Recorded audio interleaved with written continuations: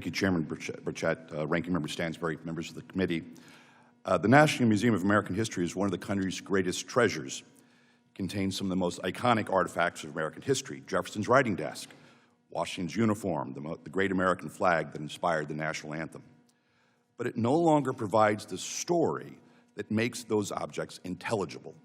Indeed, the National Museum of American History is no longer the nation's museum of American history. The White House Domestic Policy Report, Saving America's Story, catalogs in great detail, over 160 pages and 522 footnotes, the many controversial and objectionable displays at the museum, but those details are evidence of a larger transgression. The real crime here, premeditated and followed through, is that America's story, the well-established narrative of main characters and key events long at the center of American self-understanding, has been so reframed, jettisoned, decentered, deconstructed, and problematized that it no longer exists in any recognizable form.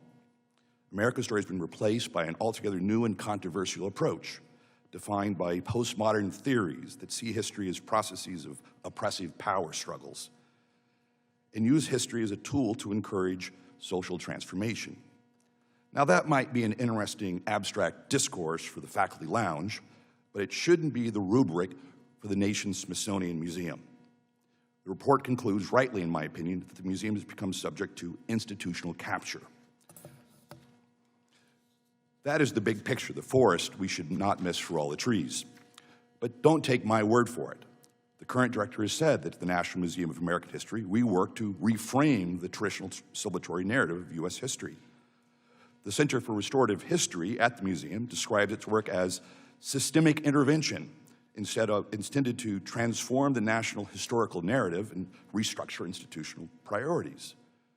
The museum's mission has been changed. Its previous mission was to explore the infinite richness and complexity of American history, to help people understand the past. Its new mission is to empower people to create a more just and compassionate future by exploring the complexity of our past. As was noted, American and history are both gone, replaced by our past, and understanding is replaced by empowerment. This is not a history based on established facts and known reality. Indeed, it is not history at all. This is the very definition of an ideology, a systematic framework for interpreting society, challenging the social order, and instigating political and social action. This is not the purpose of the National Museum of American History. It is not the mission of the Smithsonian. It is not Congress's legislative intent. And it is not what taxpayers should be subsidizing to the tune of $1 billion a year. A National Museum of American History should tell the American national story. It should present the facts of history, what actually happened, as accurately as possible and with minimal present-day bias. Americans' history belongs neither to liberals nor conservatives. It belongs, as was noted, to the American people.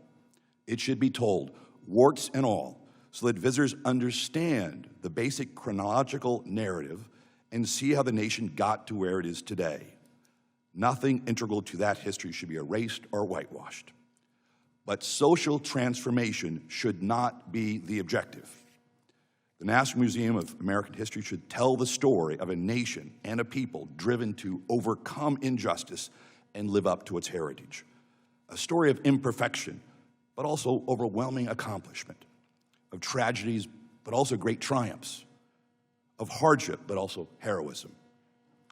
Over the course of our history, Americans have made choices, taken actions, sacrificed, corrected flaws, made a more perfect union, and struggled to live up to those principles. The outcome was never foreknown, but there remains a certain nobility about it. A healthy attachment to this country is neither blind to its flaws nor fanatical in believing that America is the source of all good. Nevertheless, each generation should be equipped with the knowledge of America's principles and history, a reverence for their liberties, and a reflective love of their country.